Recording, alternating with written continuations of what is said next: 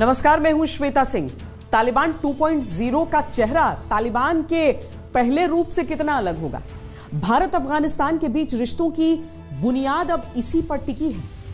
तालिबान का अतीत भारत के साथ उसके नए रिश्तों पर भारी है, लेकिन अंतर्राष्ट्रीय कूटनीति में न तो कोई स्थायी मित्र है न शत्रु है। 20 साल में बहुत कुछ बदला है। सरकारें बदली है, दुनिया का पावर बैलेंस बदला है, अफगानिस्तान में भारत की भूमिका बदली है। मौजूदा हालात में अफगानिस्तान के लिए भारत और भारत के लिए अफगानिस्तान क्यों जरूरी है? दोनों देशों के बीच रिश्ता कैसा रहा है? भारत अफगानिस्तान के बनते बिगड़ते रिश्तों पर देखिए हमारी यह खास पेशकश। 2 दशक में दुनिया में बहुत कुछ बदला, लेकिन नहीं बदला तालिबान का चाल, चरित्र और खूंखार चेहरा। 2 दशक में अफगानिस्तान में जमहूरियत आई और चली गई, लेकिन नहीं बदला तालिबान का खौफ। 2 दशक में भारत और अफगानिस्तान के बीच मजबूत रिश्तों की नींव एक बार फिर तैयार हुई, लेकिन एक बार फिर बीच में आ गया काबुल पर तालिबानी कब्जे के बाद क्या बदल जाएंगे अफगानिस्तान से भारत के रिश्ते? तालिबान के वहां पे आ जाने से भारत के लिए सिक्योरिटी इशू की दिक्कत आ जाएगी कि आईएसआई लेड तालिबान वहां पर अब जो भारत के खिलाफ जो आतंकी ऑर्गेनाइजेशंस हैं वहां पे वो ट्रेनिंग बेस कर भारत पर आतंक वाले अटैक्स करने की और कोशिश भी कर सकते हैं। तालिबान और भारत के बीच जिनपिंग और इमरान भी आ रहे हैं। की बात करें चाहे पाकिस्तान की बात करें, वो नहीं चाहते कि तालिबान के साथ इंडिया का या अफगान में कोई भी गवर्नमेंट हो उसके साथ इंडिया का कोई स्ट्रॉन्ग और पॉजिटिव रिलेशनशिप हो। भारत से कूटनीतिक रिश्तों पर तालिबान का प्लान क्या है? इनकम्प्लीट प्रोजेक्ट है वो, जैसा डैम है या रोड है तो वो कंप्लीट करे। है भारत अफगानिस्तान के संबंधों का अतीत, वर्तमान और क्या होगा भविष्य? भारत और अफगानिस्तान में हमेशा मित्रता के संबंध रहे हैं, लेकिन तालिबान इस दोस्ती का सबसे बड़ा दुश्मन। एक बार फिर तालिबानी हुकूमत अफगानिस्तान की नई हकीकत है। ऐसे में भारत के पास 2 रास्ते हैं, या तो भारत अफगानिस्तान में बना रहे या फिर सब कुछ बंद करके 90 के दशक वाले रोल में आ जाए, लेकिन ये इतना आसान नहीं। तस्वीरें 2 दशक पहले की, तब भारत और अफगानिस्तान के बीच तालिबान दीवार बनकर खड़ा।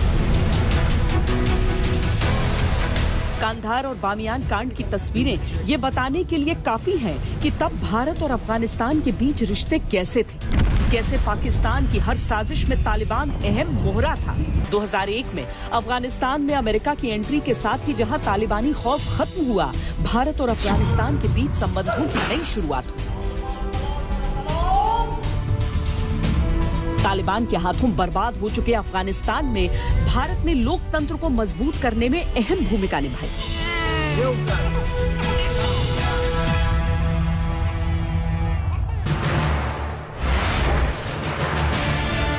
भारत के सहयोग से अफगानिस्तान की नई संसद का निर्माण हुआ। साल 2015 में जब उद्घाटन समारोह हुआ तो खुद प्रधानमंत्री नरेंद्र मोदी पहुंचे।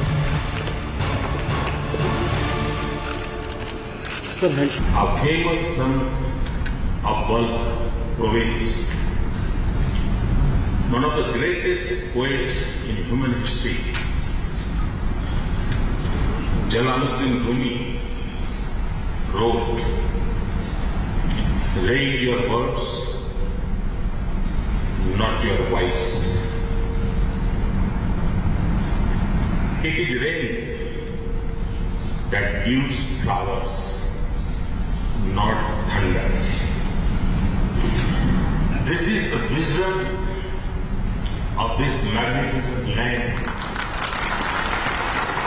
The great Afghan people have waged epic struggle of courage and resolve to shape their future with vote and debate, not gun and violence.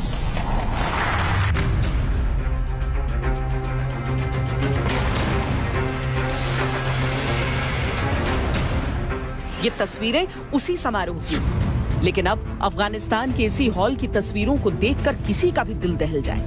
Afghanistan की उसी संसद के भीतर अब बंदूकधारी, हाईटेक हथियारों से लैस तालिबानी आतंकवादी नजर आ रहे हैं।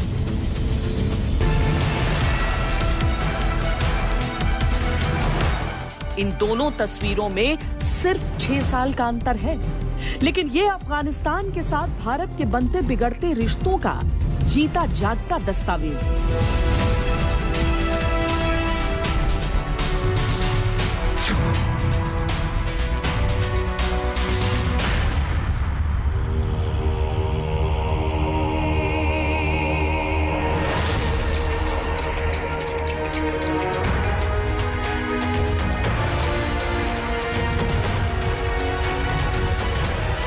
काबुल पर कब्जे के बाद तालिबानी दहशतगर्दों ने जिस तरह से अफगानिस्तान में आतंक मचा रखा है, उससे साफ है कि तालिबान बदलने वाला नहीं है।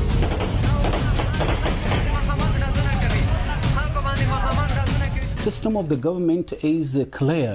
That is an Islamic government. Sharia law would be, of course, there would be no democratic system at all because it doesn't have any base in our country. That is we are working on.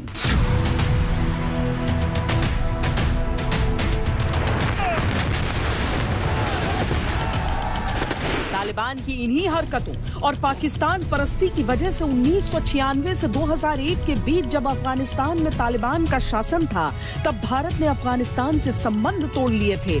लेकिन America के आने के बाद हामिद करजई की सरकार का गठन हुआ तो भारत फिर से काबुल में सक्रिय हुआ। अब फिर से खूंखार क्रूर तालिबानियों ने अफगानिस्तान को कब्जे में ले लिया है, लेकिन इस बार भारत वेट एंड वॉच की रणनीति पर काम कर रहा है। ये सब डिपेंड करता है कि तालिबान का रवैया क्या रहता है। तालिबान को भी जरूरत है कि जो एक अंतर्राष्ट्रीय समूह है, समुदाय है, वो तालिबान को अच्छी नज़र से देखे, उनको रिकॉग्नाइज करे सरकार को। तो वो भी चाहते यही है कि उनका भी जो दृष्टिकोण है तालिबान के लिए अच्छा हो। लेकिन उसके लिए ज़रूरी ये है कि जो ये तालिबान अभी आया है, ये तालिबान वही तालिबान है जो 1998-99 में वहाँ पर था, या कोई फ़र्क आया है। ये सब चीज़ें ऐसी है कि इनके बारे में अभी बहुत कुछ कहना बहुत जल्दबाजी होगी। हमें देखना होगा कि अभी जैसे तालिबान की सरकार बनने के बाद में उनका क्या रवैया रहता है। किसी भी काम में जल्दबाजी नहीं कर सकते। तालिबान से रिश्ते को लेकर भारत सरकार की तरफ से कोई स्पष्ट बयान नहीं आया है, क्योंकि भारत का फोकस अभी अपने नागरिकों को अफगानिस्तान से सुरक्षित निकालने पर है। पर इस बात के आसार कम है कि पिछली बार की तरह इस बार भारत तालिबान से पूरी तरह से कट जाएगा। वहाँ पर थोड़ी स्थिरता आनी है, थोड़ी अनसर्टेनिटी है, और हमें कोई थोड़ा डेफिनेटिव मालूम चलना चाहिए जो वहाँ पर किस प्रकार की सरकार आती है, तभी हम भारत सरकार इसको निर्णय कर सकेगी जो उनके साथ कैसे हमारे रिश्ते होने चाहिए और कैसे हमारे ताल्लुकात हों। अफगानिस्तान में अस्थिरता बढ़ती है, वहां पर अगर आतंकी समूह जैसे कि तालिबान उस पर नियंत्रण कर लेते हैं तो इसका सीधा असर कश्मीर में भी देखा जाता है। पाकिस्तानी जो आतंकी हैं वो अफगानी आतंकियों के साथ भी कश्मीर में सक्रिय पहले भी देखे गए हैं और एक बार फिर डर बन रहा है। भारत की रणनीति हमेशा ये रही है कि अफगानिस्तान में उस सत्ता का समर्थन करें और उससे नजदीकी रखी जाए जो वहां के कट्टरपंथी समूहों को काबू में रख सके। तालिबान के आने के बाद भारत की चिंता इसीलिए और बढ़ गई है कि कहीं कश्मीर की शांति को तालिबानी आतंकियों की नजर न लगे। पुराने तालिबान की तुलना में तालिबान 2.0 खुद को दुनिया के सामने ज्यादा प्रजातांत्रिक साबित करने की कोशिश कर रहा है। तालिबान के पिछले दौर में अफगानिस्तान दुनिया से अलग थलग था। सिर्फ 3 देशों ने ही तालिबानी शासन को मान्यता दी थी। इस बार तालिबान को मान्यता देने वालों में चीन सबसे पहला और बड़ा देश है।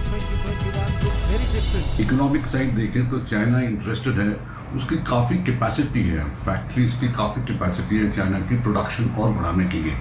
चाहिए उनको रॉ मटेरियल कंटिन्यूसली और स्मूथली आता रहे। तो अफगानिस्तान में रॉ मटेरियल्स की कमी नहीं है, तो चाइना इंटरेस्टेड है माइनिंग ऑफ ये जो रॉ मटेरियल्स है अफगानिस्तान में, और उसको ले जाए चाइना में प्रोडक्शन करें वहाँ पे, और वो गुड्स जो है सारे वर्ल्ड में मार्केट में बेचें। प्लस अफगानिस्तान में काफ़ी रेयर अर्थ मटेरियल्स है जो कि बहुत ही कॉस्टली एंड बहुत ही रेयर चीज़ें हैं हमारे अर्थ पे। तो चाइना कोशिश करेगा कंप्लीट रेयर अर्थ मटेरियल्स का जो डिपॉजिट्स है उसके ऊपर उनका अपना कब्जा हो जाए। आगे अगर जियो स्ट्रेटेजिक इशूज देखें तो अफगानिस्तान के थ्रू चाइना कोशिश करेगा कि बाकी जो सेंट्रल एशियन स्टेट्स है और भी वेस्टवर्ड्स जो स्टेट्स है उन स्टेट्स में कनेक्टिविटी अपना इंक्रीज करे।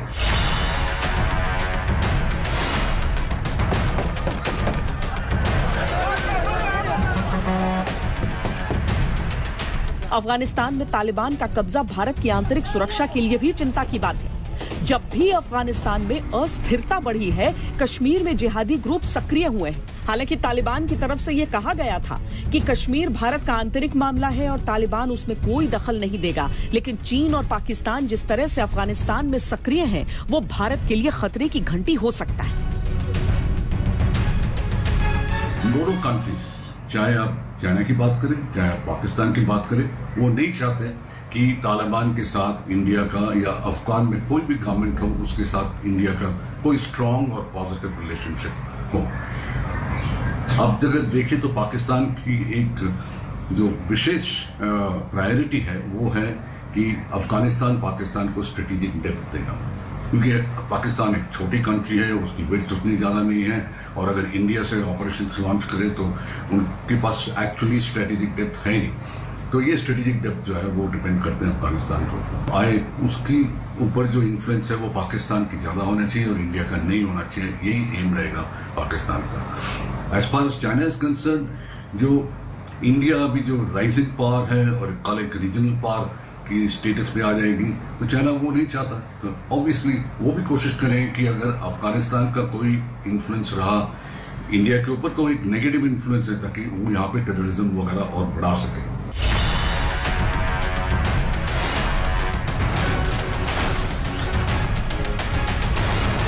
अफगानिस्तान की समस्या ये है कि वहां तालिबान जैसे 20 से ज्यादा समूह हैं और ये तय है कि तालिबानी राज में ऐसे समूहों की सक्रियता बढ़ेगी। हो सकता है कि लश्कर-ए-तैयबा या जैश-ए-मोहम्मद जैसे संगठनों को तालिबान सुरक्षित ठिकाना दे दे। ऐसे में अफगानिस्तान से पाकिस्तान होकर एक आतंकी कॉरिडोर बन सकता है, जो भारत के लिए बहुत बड़ा खतरा होगा।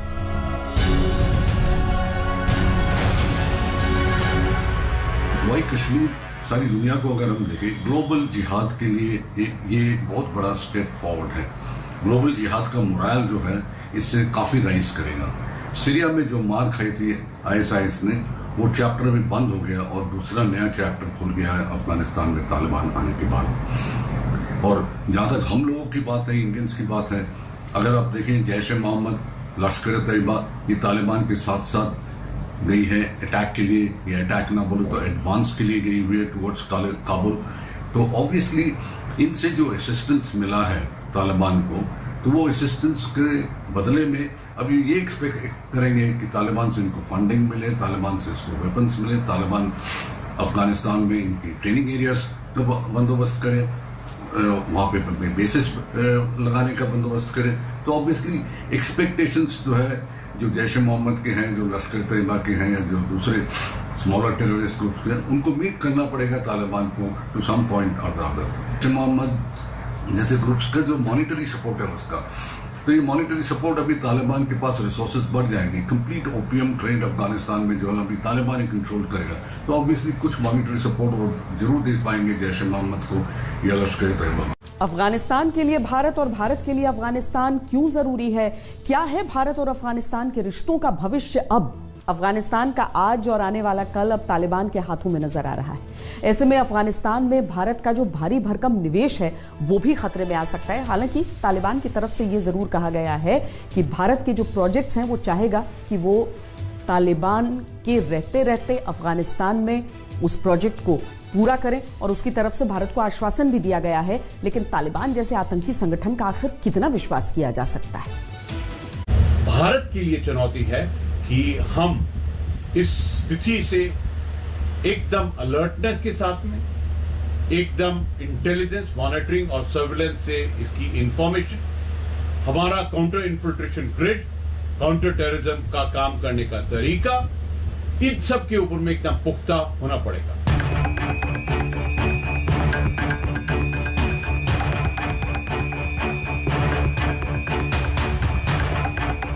संसद से लेकर सड़क और बांध बनाने तक कई परियोजनाओं में भारत ने बड़ा निवेश किया है। $3 बिलियन यानी करीब 22,500 करोड़ रुपए के भारी भरकम निवेश के जरिए भारत ने अफगानिस्तान के विकास में बड़ा योगदान दिया है। पिछले 2 दशकों में भारत ने अफगानिस्तान में करीब 500 छोटी बड़ी परियोजनाओं में निवेश किया है, जिनमें स्कूल है, अस्पताल है, स्वास्थ्य केंद्र है, बच्चों के हॉस्पिटल और पुल शामिल है।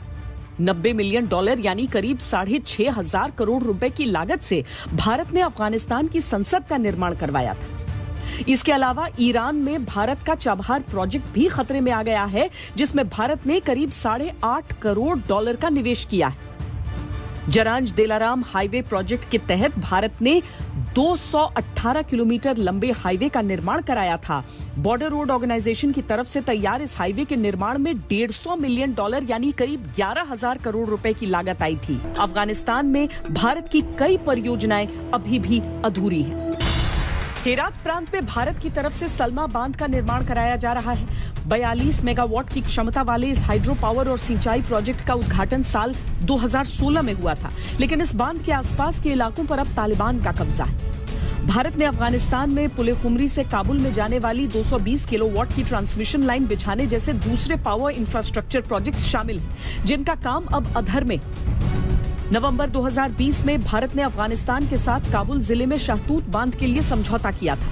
इस बांध के जरिए 20 लाख नागरिकों को पीने का पानी मुहैया कराया जाना था। इसके अलावा $80 मिलियन की लागत से करीब 100 कम्युनिटी डेवलपमेंट प्रोजेक्ट्स को भी शुरू किया जाना था।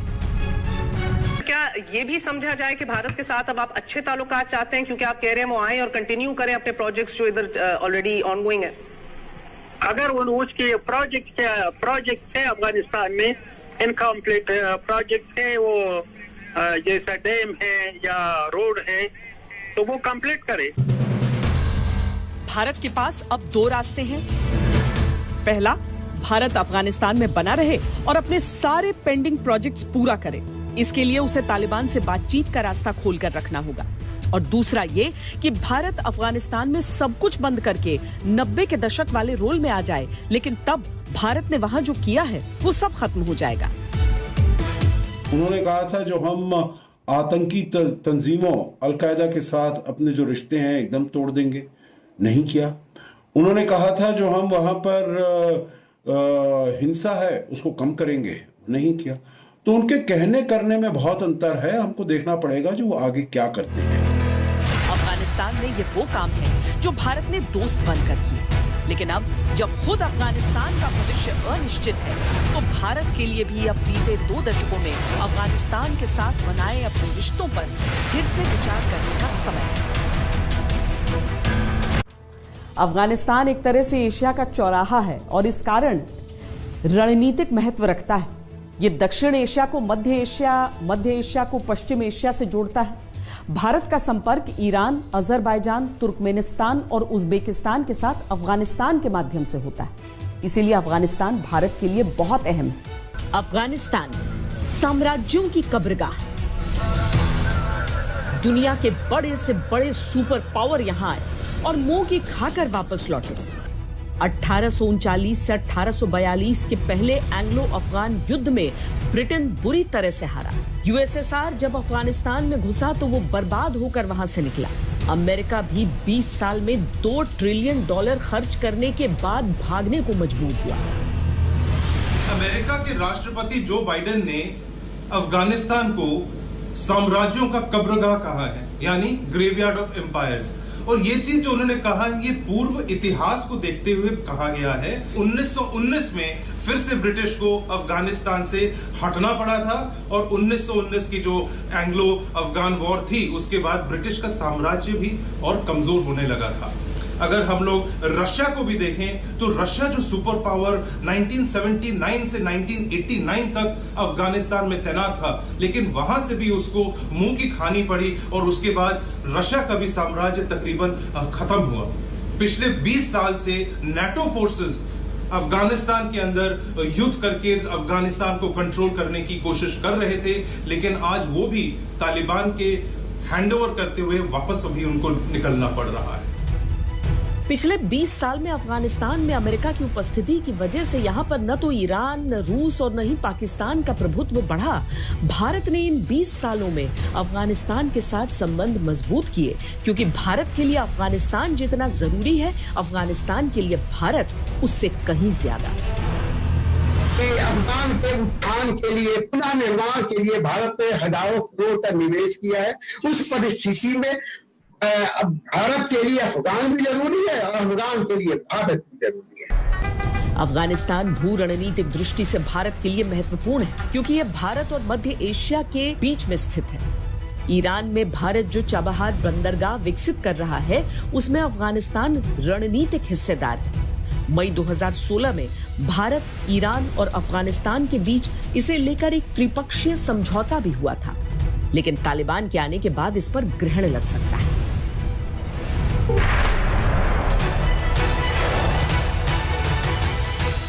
अफगानिस्तान दक्षिण एशिया में भारत का अहम साथी रहा है। दोनों देशों के बीच द्विपक्षीय संबंध पारंपरिक और व्यापारिक रूप से मजबूत रहे हैं। अफगानिस्तान के उत्पादकों का दक्षिण एशिया में सबसे बड़ा बाजार भारत है। इस लिस्ट में ड्राई फ्रूट सबसे ऊपर। अफगानिस्तान से भारत को मुख्य रूप से मेवे और फल मिलते हैं। भारत अफगानिस्तान को चाय और कॉफी के साथ कपास और काली मिर्च का निर्यात करता है। काबुल पर काबिज होते ही तालिबान ने पाकिस्तान के रास्ते भारत और अफगानिस्तान के बीच माल की आवाजाही पर रोक लगा दी है। इस रोक के चलते भारत अफगानिस्तान के बीच एक्सपोर्ट इंपोर्ट थम गया है। It is in the interest of Afghanistan also to continue with the trade because they have large dependence on India so far as their trade is concerned. Over a period of time, Afghanistan will also realize that economic development is the only way to move forward. ये देखिए, एक हमारे पास अंजीर है, ठीक है। ये अंजीर अफगानिस्तान से आती है और अभी इसकी फ़िलहाल नई क्रॉप आने वाली थी जो कि अभी हिंदुस्तान में नहीं पहुंच पाई है। कुछ पहुंची थी लेकिन उसके बाद सारा इंपोर्ट एक्सपोर्ट आज की डेट में बंद हो चुका है और जो भी स्टॉक इस पुराने स्टॉक रख के बैठे हुए हैं वो उनको भी नहीं पता किस प्राइस पे क्या चीज़ सेल करनी है, ठीक है। तो अभी नया स्टॉक तो आने वाला है ही नहीं और पुराने स्टॉक में भी क्राइसिस हैं, प्राइसेस बहुत हाई है। पिछले 20 साल भारत ने हर कदम पर अफगानिस्तान का साथ दिया, चाहे बुनियादी जरूरत की चीजें हो या फिर सैन्य साजो सामान।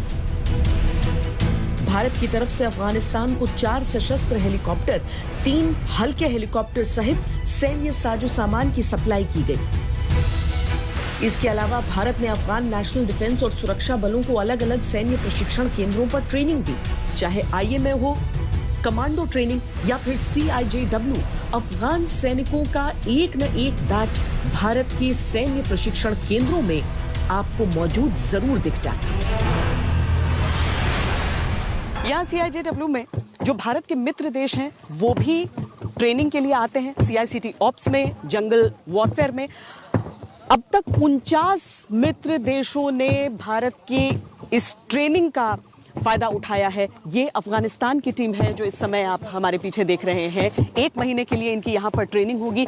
2 तरीके से ट्रेनिंग होती है, चाहे तो अकेले भी इनकी ट्रेनिंग, यानी कि सिर्फ अफगानिस्तान के जो सैनिक हैं वो, या फिर भारतीय जो सैनिक हैं उनके साथ मिली जुली एक टुकड़ी। तालिबान में सेकंड इन कमांड और प्रमुख वार्ताकार शेर मोहम्मद अब्बास स्थानिकजई 80 के दशक में देहरादून स्थित IMA का कैडेट रहा। IMA में ट्रेनिंग हासिल करके वो अफगान सेना में शामिल हुआ, लेकिन बाद में तालिबान के साथ जुड़ गया।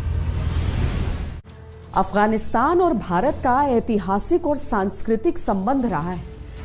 अफगानिस्तान कभी भारत का पश्चिमी प्रवेश द्वार था। हुण कुषाण भी इन्हीं क्षेत्रों में आकर बसे। पर्वतीय दर्रों की सुरक्षा शताब्दियों से जिस गांधार का दायित्व रही, वो गांधार आज कंधार बन गया है। अफगानिस्तान का एक सिरा त्रेता काल की राम कथा से भी जुड़ता है। अफगानिस्तान अखंड भारत का हिस्सा था। अंग्रेजी शासन में 1893 में सर मॉर्टिमर डूरंड ने भारत और अफगानिस्तान के बीच विभाजन की रेखा खींची। इसे डूरंड लाइन कहा गया। वर्तमान में यह रेखा पाकिस्तान और अफगानिस्तान को अलग करती है, लेकिन न तो अफगानिस्तान की पूर्ववर्ती सरकारें और न ही अब तालिबान इसे मानते। डूरंड लाइन पाकिस्तान और अफगानिस्तान का इंटरनेशनल बॉर्डर है, जिसको 1893 ने ब्रिटिश ने अफगानिस्तान के साथ ट्रीटी के तौर पे साइन किया था और साथ ही साथ 1919 में इसको थोड़ा सा मॉडिफाई किया गया था। लेकिन अफगानिस्तान इसको हमेशा नहीं मानता रहा है और कह रहा है कि 1893 के बाद 100 साल बीत गए और 100 साल की वैलिडिटी भी खत्म हो चुकी है। अफगानिस्तान हमेशा रिजेक्ट करता रहा है। साथ ही साथ जो पश्तून्स को पूरा डिवाइड कर दिया गया है अफगानिस्तान के साइड से, और जो पाकिस्तान के साइड डुरैंड लाइन में आ गए हैं, खासतौर पे गिलगित बाल्टिस्तान एरिया, बलूचिस्तान एरिया और खैबर पख्तूनवाला एरिया। तो यहां पर ये डिस्प्यूट हमेशा पाकिस्तान और अफगानिस्तान के बीच में डुरैंड लाइन को लेकर कई सालों से बना हुआ है।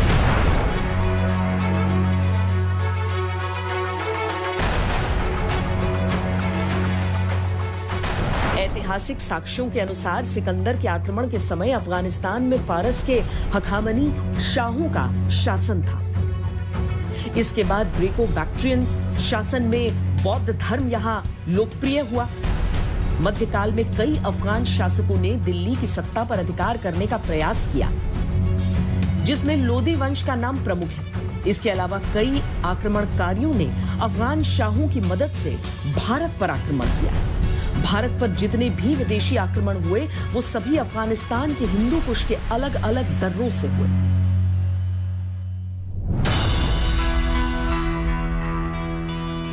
वाल्मीकि रामायण में वर्णन मिलता है कि आज का अफगानिस्तान तब कैकेयी प्रदेश के नाम से जाना जाता था। कैकेयी से ही कैकेयी थी। कैकेयी के पुत्र थे भरत। भरत के पुत्र तक्ष और पुष्कल ने बाद में यहाँ पर 2 राज्य बसाए थे। उसकी राजधानी तक्षशिला और पुष्कलावत थी, जो आज के उत्तरी पाकिस्तान और अफगानिस्तान में पड़ती है।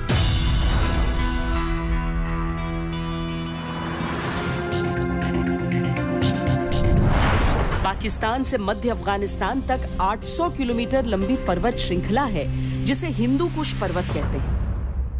हिंदू कुश पर्वत को कुछ लोग परियात्र पर्वत तो कुछ हिंदू केश कहते हैं। हिंदू केश का मतलब कि यहाँ भारत की सीमा का अंत होता है। मान्यता है कि यहाँ तक भारतवासी रहते थे। इसका एक सिरा श्री राम के पुत्र कुश से भी जुड़ता है। ऐसी मान्यता है कि भगवान राम के बेटे कुश ने यहाँ तपस्या की थी। यहाँ रहने वाली कई जातियों के नाम कुश पर हैं।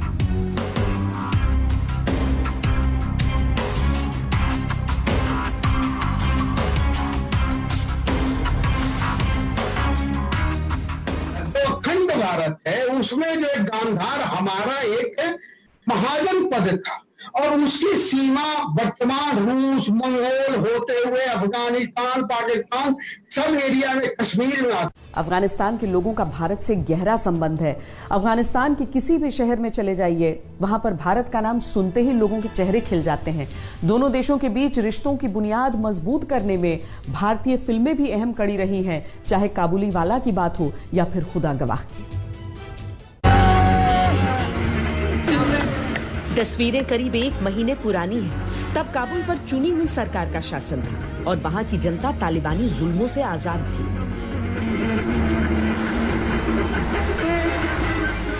भारत और अफगानिस्तान अच्छे दोस्त रहे हैं। हमारे साहित्य, फिल्मों में शुरू से काबुलीवाले का जिक्र है। अफगान के लोग हिंदी फिल्मों के दीवाने हैं। ये युवा अफगान पीढ़ी है जिसे तालिबानी हुकूमत से नफरत है और हिंदुस्तान से बेपनाह मोहब्बत।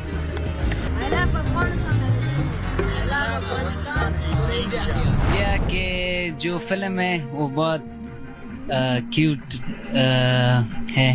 अफगानिस्तान के लोग जानते हैं कि भारत उनके सुख दुख का साथी। काबुल पर तालिबानी कब्जे से महीने भर पहले जब आज तक संवाददाता इनके बीच पहुंचे थे तो इन लोगों ने कैमरे पर हाले दिल सुनाया था। प्यार कर रहा अफगानिस्तान दोस्ती से, अफगानिस्तान का दोस्ती कर रहा है इंडिया से। क्या चीज इंडिया की पसंद है? फिल्म देखते हैं। गाना ज्यादा। अच्छा। अफगानिस्तान के अधिकतर लोग मानते हैं कि तालिबान के पीछे पाकिस्तान का हाथ है, इसीलिए पाकिस्तान का नाम सुनते ही ये भड़क जाते हैं। पाकिस्तान से? नो, पाकिस्तान से ना। तो बात तो अमेरिकी सेना के 20 साल के शासन में अफगानिस्तान में बहुत कुछ बदला है। खासतौर से युवा पीढ़ी का लगाव भारत के प्रति बढ़ा है। हमारी इस खास पेशकश में अभी के लिए इतना ही। देश और दुनिया की बाकी खबरों के लिए देखते रहिए आज तक।